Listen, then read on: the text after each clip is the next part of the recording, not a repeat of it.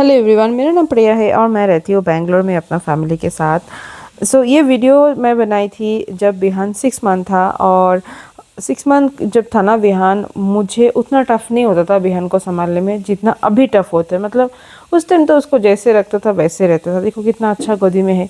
अभी तो उसका डिमांड है, मतलब उसको क्या करना है, वो क्या करना चाहता है, उसका मर्जी का हमें प्रायोरिटी देना पड़ता है।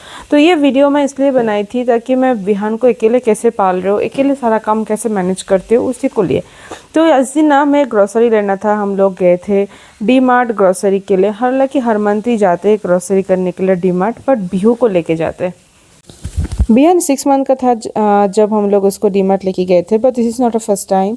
बिहान 7 डेज़ का जब था उसी दिन उसको ने सबसे पहले डीमार्ट गया था। मेरा सी सेक्शन के बाद 7 डेज़ के बाद उसको डॉक्टर चेकअप में लेके जाना था और मेरा भी चेकअप था। तो उसी दिन ही बिहान सबसे पहले गए थे डीमार्ट और सब कोई मुझे डांट रहे थे, क्यों 7 डेज़ का बच्चा को लेके आए। बोला घर में कोई नहीं है, उसको डॉक्टर चेकअप के लेके आया और घर का ग्रोसरी भी ख़त्म हो गया था, तो इसीलिए मैं लेके आई थी। तो जो सिक्योरिटी अम्मा थी ना, उन्होंने बोली आप मेरे पास देके जाओ, आप जल्दी जल्दी सामान खरीद के लेके आ जाओ। मैं बोला नहीं, मैं लेके जा पाऊँगी, कुछ मुश्किल नहीं है।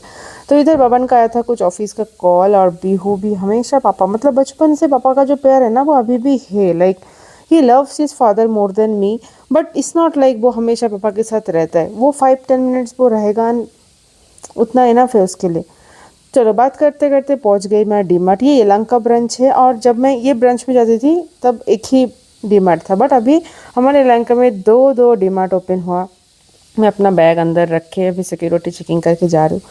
सबसे पहले जा के देखा मखाना। मखाना मुझे बहुत पसंद है, घी के साथ रोस्ट करके, थोड़ा ब्लैक पेपर, सॉल्ट, कड़ी पत्ता के साथ मुझे बहुत पसंद है। डीमार्ट में सब कुछ मिलता है, मतलब जो चाहो वो मिलता है। इधर बाबा ना बिहू को कोशिश कर रहा था ट्रॉली में बिठा के लेके जाने का, बट बिहू को मन नहीं था। बस स्टिल वो थोड़ा बहुत बैठा है।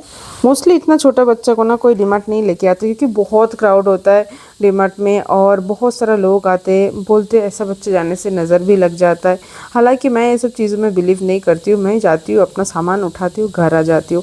तो एक साथ ना मैं लिस्ट बना के लेके जाती हूँ, क्या क्या लेना है क्या क्या नहीं। मैं एकदम फटाफट जो दिखता है आँखों के सामने सामान अवेलेबल है, मैं सब कुछ ले लेती हूँ। सो डीमार्ट का ग्रोसरी हो जाता है, बट कभी कभी थोड़ा बहुत सामान ख़त्म हुआ तो लोकल शॉप से मैं लेके आ जाता हूँ।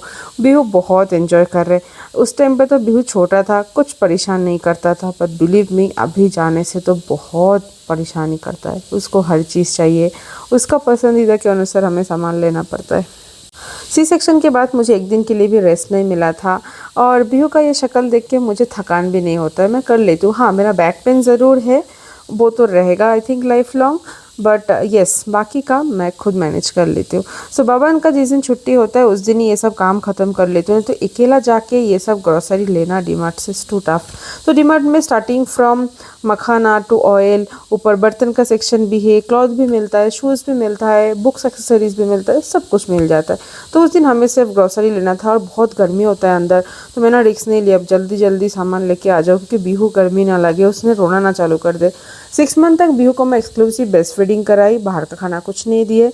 और अभी बिहू 2 साल का होने जा रहा है, मैं उसको काऊ मिल्क, बाहर का कुछ फार्मूला मिल्क नहीं दिए। बिहू जब बॉर्न हुआ था ना, 2-3 दिन टाइम लगा था मुझे ब्रेस्ट फीड आने में। तो उसी टाइम ने हॉस्पिटल से एक नैन का पैकेट दिया था, और वो ऑलमोस्ट मैंने फेंका, क्योंकि बिहू को जब मैं उसको डायलेट करके पिलाती थी पानी के साथ, he try to refuse to take.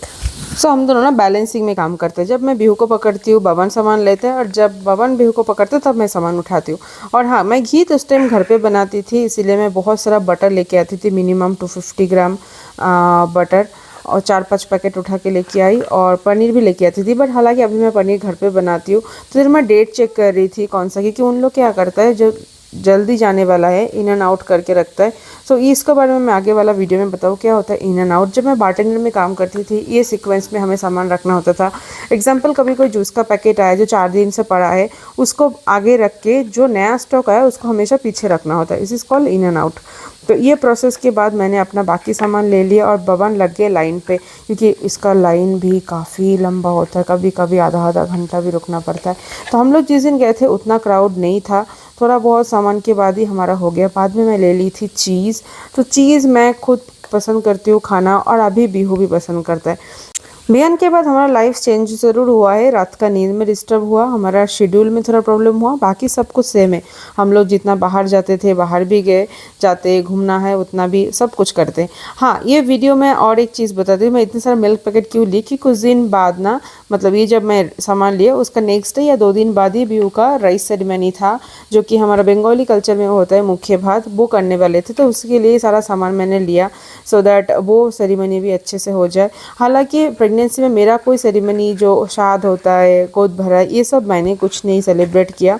जो खाने का मन किया बबन ने खिलाया। और हाँ, मेरी मेजो माँ आई थी कोलकाता से उस time, she give me a nice treat, तुमको जो खाना है खाओ।